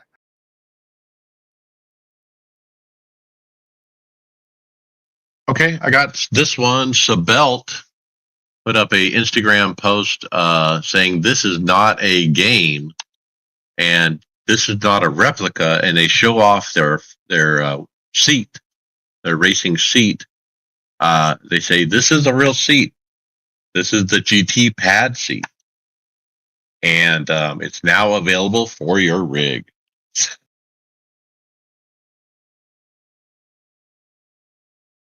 Didn't catch the price. 849 pounds. Ooh. Yes, that's close to $1,000. There's so many. Or like 4,000 in Canadian. Touche. There's so many like real life application stuff that is now just mounts into rigs and stuff like that. Like that looks like a decent seat. I don't know how comfortable it would be, but it looks like it should be comfortable. I don't know about the comfort side of it. I mean, it's got the thin pads that don't really fill out the full seat. Yeah, but if they're in the right spot, then they don't need to. Good point. They allow air to come around you that you don't get if you're just in a fully padded seat either. And when you hook up your wind sim to the back of your seat. Why did I know that was coming? Leave my wind sim out of this. Let's talk results. NASCAR iRacing Series, Michigan, Friday Open. Tony Rochette, P3. God damn it, he says. Ran different set and ran much better. Stayed in the top 10 majority of the race, avoiding everything under the sun. Took 2, came out 4th with 10 to go. Grabbed the lead and a half lap later, lost the lead till I slipped out a second with 5 to go. Was right on the bumper, waiting for the right moment to make a move, but caution came out. 3 to go. Had 2 green-white checkers where restarted second, and the leader was playing the restart, trying to guess what speed I'm going before the restart zone. Oh, well, I'm just never going to win a race again. Right side, IR is above 2,200 for the first time in a long time, and the SR is 0.04 from becoming a pro. Ha, ha, ha, ha. Brad, P4. Great run. Yeah, kind of a tale of two races. Started P9, kind of stayed around about 14th and 15th. After Wednesday night and just the aggressiveness of guys, I was like, you know what, I'm just not going to get in the middle of all that stuff. So went up with 7 yellows. And again, just this guy's just driving way too aggressive. So we had an incident coming out of turn 2 about halfway through, and I had to lock it down to try to avoid spinning cars in front of me. And when I did that, the car hooked to the right, pounded the wall, ended up with wheel damage. I'm like, this is it, man. My race is done. I can't believe it. Go into the pits. I think I had, I don't know, maybe 60 seconds or so, maybe a minute. I don't know. I was able to get it all fixed, but went all the way to the rear. And it really felt like I was like, that's it. Race is done. I'm going to be back here with the squirrels. I'm going to get destroyed. I'm not going to be able to go forward, but ended up kind of being able to work my way back up through. We still had a bunch more yellows, played a little pit strategy. Chris Waldron and I were in this race together, and we tried to play the pit strategy to end up, getting back up front. So managed to get back to P8 on the final restart. And, so we had a green-white checkered, even though it wasn't a green-white checkered. It was just the way that it fell. So we come around, take the green, we take the white, and as we're coming off of about halfway down the backstretch, the leaders just start to take each other out. I told Chris there was this little bitty hole between 2 guys, and I was like, you know what? I'm going through it. Either I'm going to make it or I'm going to wreck, one of the two. Ended up slipping through that, was able to avoid the guys, and ended up getting a P4. So just a welcome finish after the last few weeks. I didn't finish a single race at Nashville, so just super happy with a P4. So shout out to Premier Setups. Very good set this week. Played a little bit with the gearing, but just to make it a little bit better, I think, just from my side. But the car was a rocket ship. Yeah, it sure was. Kyle Pendergraft, P14, started P18 and just fought the tire wear. Sunday Open, David Hall, P wrecked. I got straight dumped. Red card it is. Tony Rochette, safe from seeing the dumb, stupid, ugly big hat in Victory Lane, had a day at the real MIS. Even got to try a motion rig from the Ford display. Kyle Pendergraft, P13, started P8 and just couldn't find a good pace, fell back to 19th and just held on as the tires were fading away. After a few cautions and a strategy to run a set of tires longer than most, I pitted with 14 to go under caution and used the new tires to my advantage.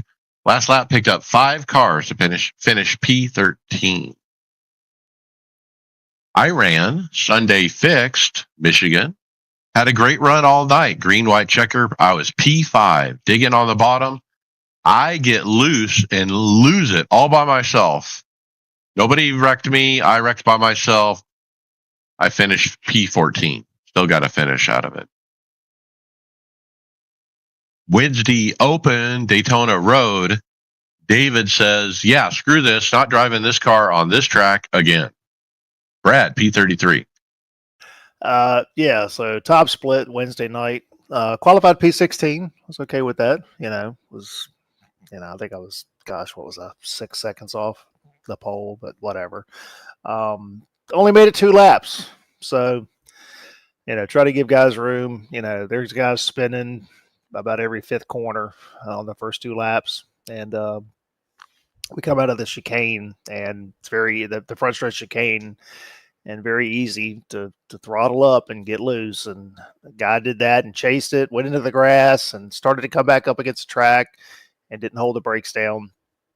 Comes right up through the tri-oval. I got a guy behind me. We, nowhere to go but to try to get past him on the high side, and he rolls right up in front of us, and I plowed him.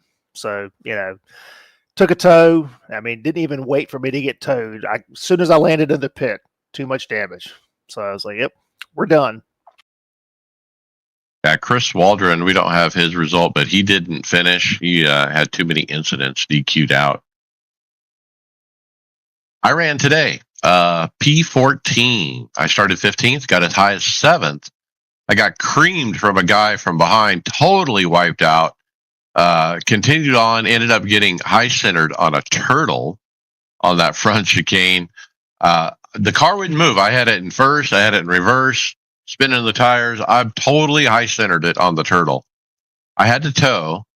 After the tow, I came out like 22nd. But after pit stops and cycling, I had moved up to be finish 14th, and I'm glad to get a finish.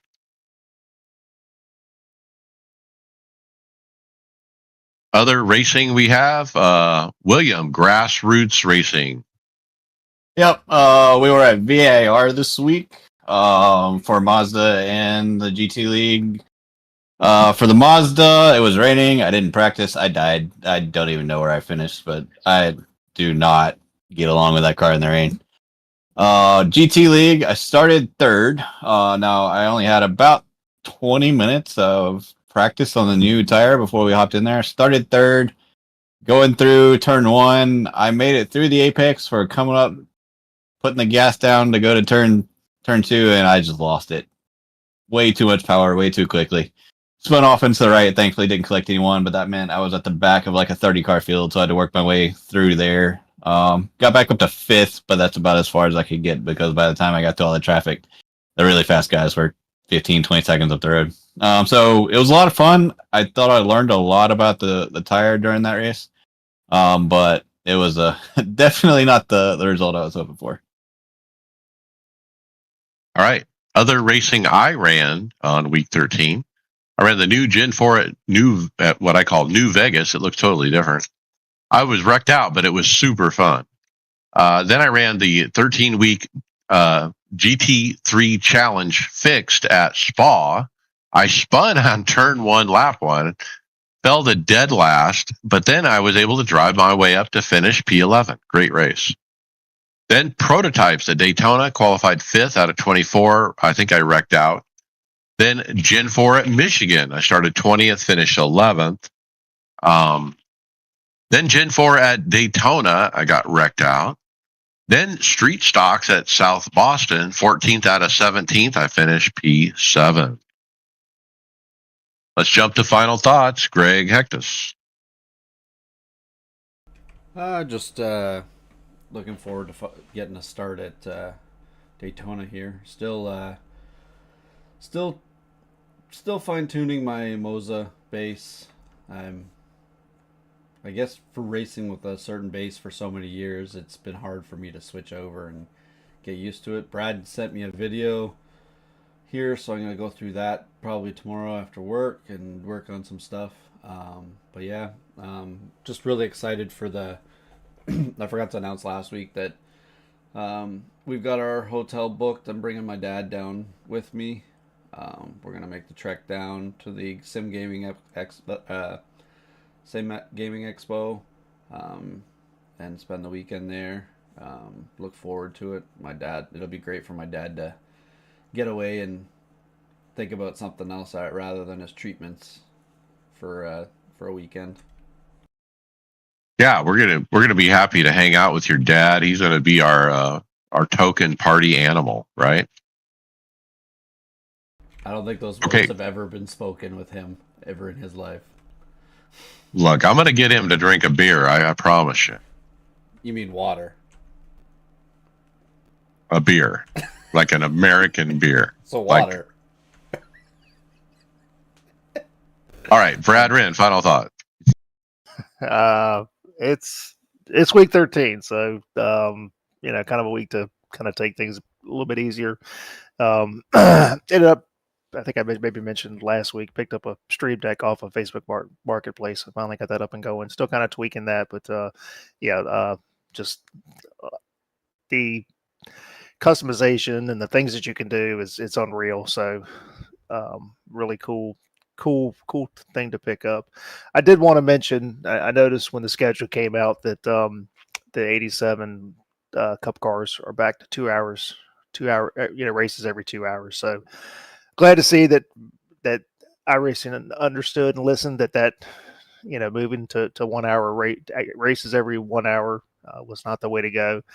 I haven't looked at any of the other classes that were adjusted, so don't know what that is. But I don't race that series, but we talked about it quite extensively on how much it hurt participation. So just glad to see that. Sounds like they listen to the community, which, as much as we complain about our racing, I do think they do listen to us, which is good. And I think there's probably more communication back and forth between us as a community and the developers of this game probably than almost any other game. So as bad as we think we have it sometimes, I think we got it pretty good. Yeah, I think the developers are racers too, so that's part of it. William Westbrook, final thought. Yeah, not much for me tonight. Glad to be back after I had to miss a couple weeks for work and vacation and stuff. Looking forward to getting some more of the GT3 tire run done this week. And then as we speak, I'm hopping in to check out the Gen 4. So lots of good racing this week, hopefully. All right, mind those tires. It's going to be a disaster. My final thought, man, I finally get the pedal. The pedal has landed. And how long did it take? 79 days, I think it was. But look, I wasn't in a hurry. It was not a big deal. They delivered what I expected, and it works. I've had no problem with it. The mounting was the biggest problem with it. It's not designed to mount to anything. It's just a horrible design as far as the mounting goes. And kudos to my SimLab P1X having a massive pedal tray that somehow, some way, I was able to figure out a way to mount this thing. So pretty happy with it so far. As far as what my feedback is on it, it's so neat to be able to just use your mouse and change completely how the pedal feels. Like when I was trying to dial in a pedal for the Gen 7 at the road course, I started with a real stiff, like 180 kilograms, too much. And then I went really soft, like 27, way too soft. Like I was locking the wheels and stuff. I ended up at like 76, somewhere in the middle, actually. But when I was stiff, 150 or more, it felt like a hydraulic pedal. It felt like my old hydraulic pedals. Look, I used to have hydraulic. I've had load cell with the Simpson. So I kind of know how each feels. And look, I can take this active pedal and make it feel like a load cell. I can make it feel like a hydraulic pedal just by moving the mouse about. And that's just amazing. So still trying to learn about what the different changes I can make and how do they affect it. But overall, I'm very happy with the initial reaction of it. And with that, hey, we'll see you on the track later.